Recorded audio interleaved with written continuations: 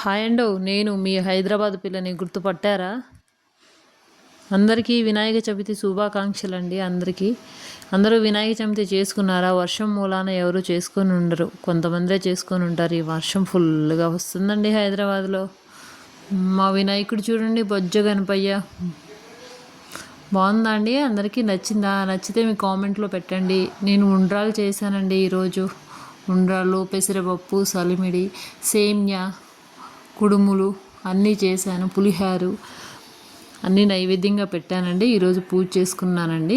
కానీ వినాయకుడు మాత్రం దోసకాయ పెట్టానండి. దోసకాయ పెట్టడం మర్చిపోమాకండి. ఎవరైనా కొబ్బరికాయ,